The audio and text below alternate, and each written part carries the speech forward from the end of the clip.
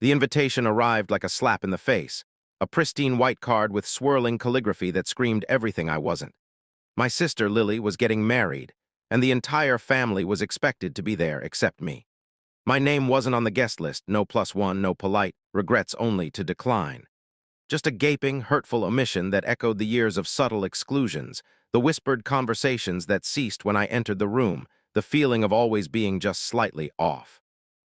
They didn't want me there, they said I'd make things awkward, a convenient euphemism for my existence disrupting their carefully curated image of perfection. I stared at the card, my reflection a fractured mosaic of anger and hurt in the glossy surface. If you've ever felt betrayed by your own sister, subscribe now to find a family that understands you. The Alvarez family had always been complicated. Lily, the golden child, destined for greatness, effortlessly gliding through life with a smile plastered on her face. Then there was me, Skylar, the black sheep, the artist, the one who dared to color outside the lines they'd so meticulously drawn. I'd always tried desperately to fit in, to earn their approval, to bridge the widening gap that separated me from their world. I swallowed the bitter pill of exclusion, telling myself it didn't matter, that their happiness was all that mattered. But deep down, a cold knot of resentment began to tighten in my stomach. I tried to focus on my art, burying myself in canvases and colors, seeking solace in the vibrant chaos of my studio. The wedding loomed, a specter of forced smiles and hollow congratulations, a celebration I wasn't allowed to attend, a reminder of my outsider status. The silence from my family was deafening. My phone remained stubbornly devoid of calls or texts, confirming their decision to completely erase me from their lives, at least for this one significant day. My own parents, who always preached about family unity, about unconditional love, remained silent, complicit in this cruel act of exclusion. Days turned into weeks, and the wedding day drew closer, each tick of the clock a fresh wound. The morning of the wedding, I woke up with a heavy heart, the weight of their rejection crushing me. I forced myself to get out of bed, determined not to let their actions define me. I poured a cup of coffee, the bitter aroma a stark contrast to the saccharine sweetness that permeated the air around Lily's impending nuptials. I tried to distract myself, immersing myself in my work, but the vibrant colors seemed muted, the inspiration absent. Every social media post, every overheard conversation about the perfect wedding felt like a personal attack. I felt like a ghost, haunting the edges of their lives, unseen and unheard. Later that day, I received a text from a cousin, someone I'd always considered a friend. "Having a blast, wish you were here," it read, accompanied by a picture of Lily, radiant in her white gown, surrounded by smiling faces. The knife twisted a little deeper. I forced myself to respond with a generic "congrats," the words tasting like ash in my mouth. As the evening wore on, I couldn't shake the feeling of unease, a sense that something was terribly wrong. I tried to reach my parents, but their phones went straight to voicemail. Lily's phone was off, of course. The silence was suffocating. The person I trusted most was one of them, my brother Marco. He'd always been the mediator, the one who saw both sides, the one who understood me, or so I thought. He called me earlier that week, his voice low and strained. "Skylar," he'd said, "I don't agree with this. You should be here, but Mom and Dad are adamant. They think you'll cause a scene." I'd pleaded with him, begged him to intervene, to convince them to change their minds. He'd promised to try, but his efforts had been futile. Now, staring at the celebratory pictures flooding social media, I realized the truth. He hadn't tried hard enough. He'd chosen them, his family, over me. The betrayal cut deeper than any exclusion. Marco knew how much this meant to me, how much I craved their acceptance, and he'd stood by and watched them tear me apart. I felt a wave of nausea wash over me, the realization that the one person I thought I could count on had ultimately abandoned me. The carefully constructed facade of family unity crumbled before my eyes, revealing the ugly truth beneath. The silence that followed Marco's phone call was the loudest thing I'd ever experienced. It wasn't just the absence of sound, but the crushing weight of unspoken words, of years of simmering resentment finally boiling over. Sleep became a distant memory. Every time I closed my eyes, I saw Lily's radiant smile in that wedding photo, a dagger twisting in my gut. I saw Marco's face, the face of someone I thought I knew, now masked with complicity. The injustice of it all gnawed at me, a constant, throbbing ache. I replayed every interaction with my family, searching for clues, for signs I'd missed, for any explanation for their blatant disregard. Had I done something wrong? Was I simply not good enough? The questions echoed in my mind, a relentless chorus of self-doubt. I tried to push them away to focus on my art, but the inspiration had vanished, replaced by a bleak emptiness. My canvases remained blank, mirroring the hollowness inside me. I was trapped in a cycle of anger, hurt, and confusion, unable to break free from the chains of their rejection. Even my dreams offered no escape, haunted by fragmented images of the wedding, of Lily's mocking laughter, of Marco's averted gaze. I felt like I was suffocating, drowning in a sea of despair with no lifeline in sight. Days blurred into weeks, each one a monotonous echo of the last. I tried reaching out to my parents again, leaving voicemails filled with desperate pleas for understanding, for some semblance of acknowledgement. But my calls went unanswered, my words lost in the void. I even considered driving to their house, confronting them face to face, demanding an explanation. But the thought of facing their cold indifference, their carefully constructed wall of denial, stopped me in my tracks. I knew it would be futile, that they had already made up their minds, that I was no longer welcome in their world. I began to isolate myself, withdrawing from my friends, avoiding social gatherings, afraid of running into someone who would ask about the wedding, about my family. I became a recluse, hiding within the confines of my studio, seeking solace in the solitude, even though it offered little comfort. The vibrant colors that had once filled my life seemed to have faded, replaced by a dull, muted gray. I was slowly disappearing, fading into the background, becoming the ghost they had always wanted me to be. One evening, I stumbled upon a box of old family photos, relics from a time when things felt different. There were pictures of Lily and me as children, laughing and playing together, seemingly inseparable. There were photos of family vacations, of birthday parties, of holidays filled with joy and laughter. As I flipped through the images, a wave of nostalgia washed over me, followed by a sharp pang of grief. What had happened? When did we become so estranged? Where did the love go? I searched for clues in the photos, for hints of the animosity that would eventually consume us. But all I saw were smiling faces, innocent eyes, a family seemingly united by love and affection. The contrast between the past and the present was unbearable. I slammed the box shut, unable to bear the weight of the memories. The realization that those happy moments were now nothing more than a cruel illusion, a painful reminder of what I had lost, was devastating. I felt like I was mourning the loss of my family, even though they were still alive, still breathing, still celebrating milestones without me. The pain was a constant companion, a shadow that followed me everywhere, reminding me of my outsider status, of my unworthiness. I knew I couldn't continue living like this, consumed by anger and resentment.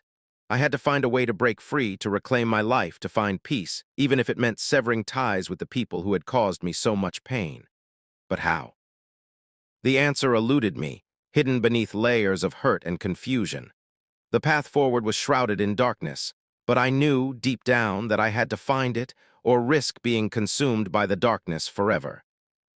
The day I found my dog, Buster, whimpering and cowering in his crate was the day something inside me truly shattered. My parents had always hated him, said he was too messy, too loud, a constant reminder of my own imperfections. I'd rescued him from a shelter years ago, a scruffy, lovable mutt who'd become my only real companion. When I'd gone to visit him at my parents' place, they were dog-sitting. I found him terrified, covered in his own waste. They said he'd acted up and needed to be taught a lesson. The implication hung heavy in the air, unspoken but understood. That was the moment the last vestiges of hope, the faint flicker of familial love I'd desperately clung to, extinguished completely. Looking into Buster's terrified eyes, I saw my own reflection, the same fear, the same helplessness. That night I sat in my studio, the only light coming from the flickering candles scattered around the room. I couldn't paint, couldn't write, couldn't even bring myself to listen to music. The silence was deafening, broken only by Buster's occasional whimpers. I felt like I was drowning, sinking deeper and deeper into a sea of despair. The wedding pictures flashed through my mind, Lily's triumphant smile, Marco's averted gaze, my parents' cold indifference. The weight of their rejection was crushing, suffocating. I picked up a brush, intending to smear crimson across a canvas to unleash the rage that was consuming me. But my hand froze. I couldn't do it. I was too exhausted, too broken. I looked around my studio, at the canvases stacked against the walls, at the tubes of paint scattered across the floor, at the remnants of a life that felt increasingly distant. What was the point? What was the point of creating beauty when all I felt was ugliness? What was the point of pursuing my dreams when no one believed in me? I felt like giving up, disappearing, fatting away into nothingness. The thought of simply ceasing to exist, of escaping the pain and the humiliation, was tempting. But then I looked at Buster, huddled at my feet, his big brown eyes filled with unwavering loyalty. He was the only one who hadn't abandoned me, the only one who still needed me. And in that moment, something shifted within me. A spark of defiance, a flicker of resolve ignited in the darkness. I wouldn't let them win. I wouldn't let them break me. I wouldn't let their negativity define me. I owed it to myself and to Buster to fight back. Not with anger, not with hatred, but with something far more powerful. A plan. The shift wasn't immediate. The darkness didn't lift overnight. There were still moments of despair, days when I struggled to get out of bed. But the seed of defiance had been planted, and it began to grow, slowly but surely. I started researching, meticulously gathering information, piecing together the puzzle of my family's carefully constructed facade. I dug into their past, uncovering secrets they thought were long buried, exposing the cracks in their perfect image. I discovered financial irregularities, hidden debts, and long-forgotten scandals. Each revelation fueled my resolve, strengthening my determination to expose them for who they truly were. The anger hadn't disappeared, but it had transformed, becoming a cold, calculating force. I started documenting everything, every conversation, every interaction, every piece of evidence. I became a meticulous observer, watching their every move, listening to their every word, waiting for the opportune moment to strike. They thought I was broken, defeated, consumed by my own misery. They thought I was no longer a threat. They were wrong, so very wrong. They believed they were untouchable, that their wealth and status shielded them from any consequences. That was their biggest weakness, and I was about to exploit it. The day I stopped crying was the day they should have started fearing me. The day I stopped arguing was the day they started losing. I started smiling again. Not a genuine smile, not yet, but a practiced, empty smile that reassured them I was still broken, still harmless. I even started attending family gatherings again, offering polite conversation and hollow congratulations. They welcomed me back with open arms, relieved that I was finally coming around. They had no idea that I was simply gathering intelligence, observing their routines, identifying their vulnerabilities. I became a master of disguise, blending seamlessly into their world, all the while plotting their downfall. My art transformed. The blank canvases were gone, replaced by intricate diagrams, detailed timelines, and meticulously documented evidence. My studio became my war room, the place where I planned my revenge, the place where I would orchestrate their demise. It wasn't about crimson or violence or anything like that. It was about exposing the truth, about shattering their illusions, about taking back control of my life. It was about justice, and I was just getting started. I became a shadow, a ghost in their meticulously curated world. I attended Lily's bridal showers, feigning excitement over china patterns and flower arrangements while secretly recording conversations on a hidden device, disguised as a charm on my bracelet. I endured my mother's condescending lectures about finding a suitable husband, all the while meticulously documenting her blatant hypocrisy and subtle digs. I even played golf with my father, listening patiently to his business advice, knowing full well that his empire was built on a foundation of lies and deceit. Each interaction was a performance, a carefully crafted act designed to lull them into a false sense of security. They believed I was healing, that I was finally accepting my place in their world.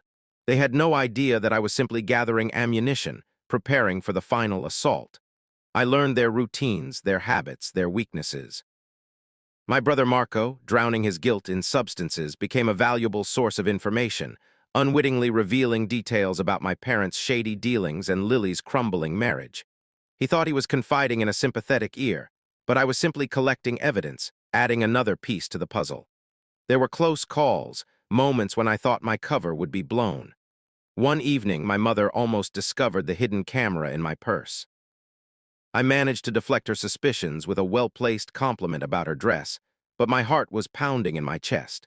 Another time, Marco nearly confessed everything during a drunken rant, but I managed to steer the conversation away from sensitive topics. Each near miss only strengthened my resolve, making me more determined to succeed. The anticipation was almost unbearable. I felt like a coiled spring, wound tighter and tighter, ready to unleash at any moment. My plan was intricate, a carefully orchestrated series of calculated moves designed to expose their lies and shatter their carefully constructed image. The key was the evidence I had meticulously collected: financial records, emails, text messages, and recordings. Each piece of evidence was like a thread, and I was weaving them together to create a tapestry of deceit. I consulted with a forensic accountant, a former FBI agent I'd met through a friend, to analyze the financial records. He helped me uncover a complex web of offshore accounts, shell corporations, and hidden assets. The money trail led directly back to my father, implicating him in a massive scheme. The emails and text messages revealed a pattern of harassment, intimidation, and outright blackmail. My mother had been systematically silencing anyone who threatened their family's reputation, using her wealth and influence to crush her enemies. The recordings were the most damning evidence of all. They captured my parents' unguarded moments, their true feelings about me, their contempt for others, and their ruthless pursuit of power. I knew that if these recordings were made public, their world would crumble. But I couldn't just release the information randomly. I needed a strategy, a way to maximize the impact and ensure that they would face the consequences of their actions. I spent weeks researching defamation laws, consulting with attorneys, and crafting a carefully worded statement that would expose their crimes without making me vulnerable to legal action. I even hired a private investigator to look into Lily's fiancé, uncovering a string of gambling debts and a history of domestic abuse. I knew that revealing this information would devastate Lily, but I couldn't let her walk blindly into a disastrous marriage. She may have sided with my parents, but she was still my sister, and I couldn't stand by and watch her ruin her life. The investigator also discovered that my parents had been secretly funding Lily's fiancé's gambling habits, using their wealth to control him and ensure his loyalty. This revelation added another layer of complexity to the situation, further implicating my parents in a web of deceit. The plan was risky, and there were moments when I doubted myself, when I wondered if I was doing the right thing. But then I would think of Buster, cowering in his crate, and the memory of their cruelty would steel my resolve. I knew that I had to do this, not just for myself, but for everyone they had hurt and manipulated. I spent countless hours poring over legal documents, financial statements, and personal correspondence, meticulously preparing my case. I wanted to make sure that I had all my bases covered, that there were no loopholes they could exploit, no way for them to escape the consequences of their actions. I knew that they would fight back, that they would use their wealth and influence to try to silence me. But I was prepared. I had anticipated their every move, and I had a plan for every eventuality. I installed surveillance cameras throughout my studio, documenting every step of my planning process. I wanted to create a record, a testament to my actions in case anything happened to me. I knew that my parents were capable of anything, and I wasn't willing to take any chances. I also made arrangements to have all my evidence released to the media in the event of my disappearance. I wanted to make sure that the truth would come out, even if I wasn't around to see it. The final piece of the puzzle was timing. I needed to choose the right moment to strike, the moment when the impact would be greatest. I considered several options: Lily's wedding, a major business deal my father was negotiating, a charity gala my mother was hosting, but none of them felt quite right. Then I realized that the perfect opportunity was already approaching: my parents' 50th wedding anniversary. They were planning a lavish celebration, a party that would be attended by the city's elite. It was the perfect stage to expose their lies and shatter their perfect image. The invitations had been sent, the venue had been booked, and the guests had RSVP'd. Everything was in place. All I had to do was wait and prepare for the storm that was about to come. The anticipation was excruciating, but I knew that I had to be patient, that I had to stick to the plan. The day was coming when they would learn that crossing me was the biggest mistake of their lives. The anniversary loomed, each tick of the clock amplifying the relentless drumbeat of anticipation and dread. My studio, once a sanctuary of artistic expression, was now a command center, plastered with timelines, financial statements, and damning transcripts. The air crackled with a strange energy, a potent mixture of fear and exhilaration. I was ready. They weren't. The final piece of my plan hinged on exploiting a vulnerability I hadn't initially anticipated: my mother's insatiable need for control. She micromanaged every aspect of the anniversary celebration, from the floral arrangements to the seating chart. her iron grip tightening with each passing day. This obsession with perfection became my greatest weapon. I subtly began feeding her false information, carefully curated details designed to trigger her insecurities and manipulate her decisions. A whisper about a rival socialite planning to upstage her. A fabricated rumor about a prominent guest considering backing out at the last minute. Each carefully planted seed of doubt burrowed deep into her psyche, fueling her paranoia and driving her to take increasingly desperate measures. She started making rash decisions, overriding the event planner's recommendations, changing the menu at the last minute, and even attempting to bribe a local journalist to write a puff piece about her charitable endeavors. The more she tried to control the situation, the more chaotic it became, playing perfectly into my hands. My father, oblivious to the storm brewing beneath the surface, remained focused on his business empire, unaware that it was about to come crashing down around him. He was negotiating a massive deal, a merger that would solidify his position as one of the city's most powerful figures. I knew that if I exposed his financial wrongdoings before the deal closed, it would not only destroy his reputation, but also cost him millions of dollars.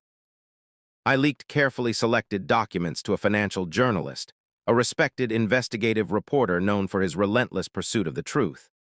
The documents were damning, revealing a complex web of offshore accounts, shell corporations, and fraudulent transactions. The journalist immediately launched an investigation, his team of researchers poring over the evidence, tracing the money trail, and uncovering even more shocking details.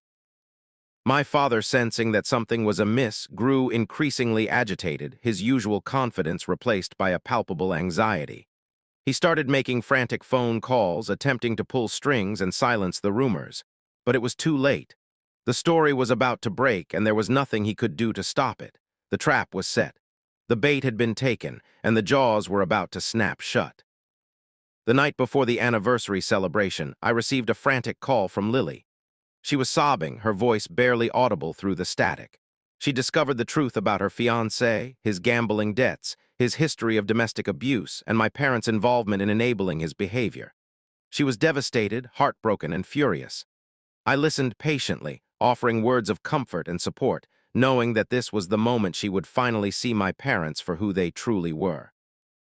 I told her about my plan, about the evidence I had gathered, about my intention to expose them at the anniversary celebration. She was hesitant at first, fearing the repercussions, but I convinced her that it was the only way to break free from their control. I asked her to trust me, to stand by my side, and to help me reveal the truth to the world. She agreed. We made a pact, a promise to stand together, to fight for justice, and to reclaim our lives. That night I barely slept, my mind racing with anticipation and apprehension. I knew that the next day would be the most important day of my life, the day I would finally confront my demons and expose the truth. I spent hours reviewing my plan, double-checking my evidence, and preparing myself for the inevitable fallout. I knew that my parents would stop at nothing to protect their reputation, that they would unleash their full force against me. But I was ready. I had anticipated their every move, and I had a countermeasure for every threat. As dawn approached, a sense of calm washed over me. The fear had subsided, replaced by a steely resolve. I looked at Buster, his big brown eyes filled with unwavering loyalty, and I knew that I wasn't alone. I had him, and I had Lily, and I had the truth on my side. I dressed carefully, choosing a simple but elegant black dress, a symbol of mourning for the family I had lost. I arrived at the venue early, surveying the scene and ensuring that everything was in place. The ballroom was lavishly decorated, the tables adorned with expensive linens and crystal glasses. The air was filled with the scent of expensive perfume and the murmur of polite conversation. The guests began to arrive, a who's who of the city's elite, dressed in their finest attire. I greeted them with a practiced smile, blending seamlessly into the crowd, all the while preparing for the final act. My parents arrived, beaming with pride, basking in the attention of their guests. They looked like royalty, untouchable, invincible, but I knew that their reign was about to end. As they took the stage to address the crowd, I took a deep breath, steeled my nerves, and prepared to unleash the truth. The microphone was in my hand. The room went silent, and I began to speak. Before we celebrate 50 years of lies, I have something to share. The microphone amplified my voice, silencing the room. All eyes were on me, my parents' faces frozen in a mixture of confusion and annoyance.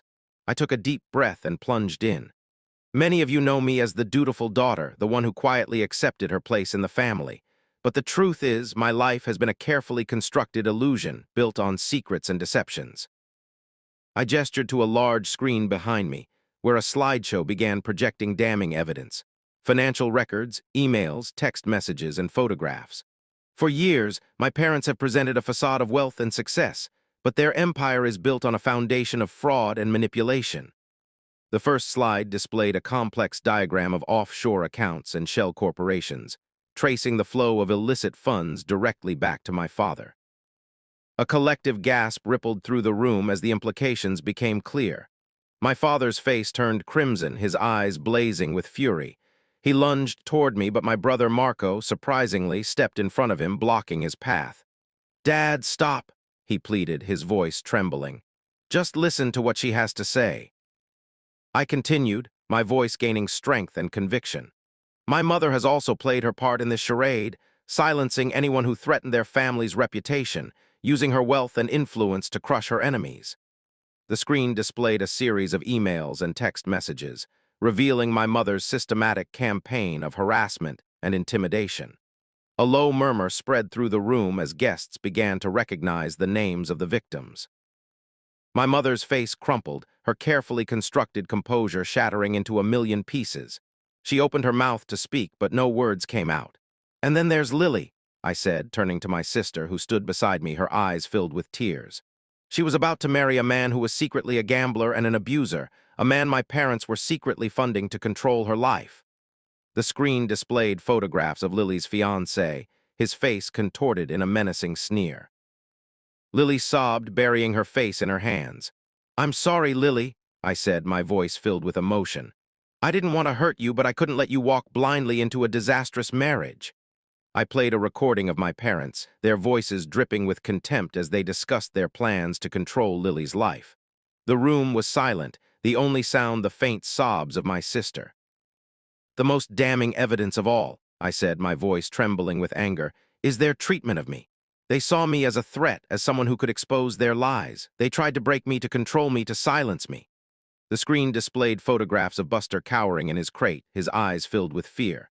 A collective gasp of outrage swept through the room. I played a recording of my parents, their voices cold and calculating as they discussed their plans to send me away, to erase me from their lives. "They thought they could get away with it," I said, my voice rising in a crescendo of fury. "They thought they were untouchable, but they were wrong." I gestured to the screen where a final image appeared, a photograph of myself, standing tall and defiant, a look of determination in my eyes. "I'm here to tell you that the truth will always come out, and that no amount of wealth or power can protect you from the consequences of your actions." I dropped the microphone, the sound echoing through the silent room. My parents stood frozen on the stage, their faces masks of shock and disbelief. Their world, their carefully constructed illusion, had shattered into a million pieces. The guests began to stir, whispering amongst themselves, their eyes darting back and forth between my parents and me. The silence was broken by the sound of sirens as police vehicles arrived outside the venue. The authorities had been alerted to the evidence of financial wrongdoings, and they were here to investigate. The fallout was swift and brutal. My father's business empire crumbled, his reputation in tatters. The merger deal was canceled, costing him millions of dollars. He was facing multiple investigations, and the possibility of imprisonment loomed large. My mother's social standing evaporated, her friends and acquaintances turning their backs on her.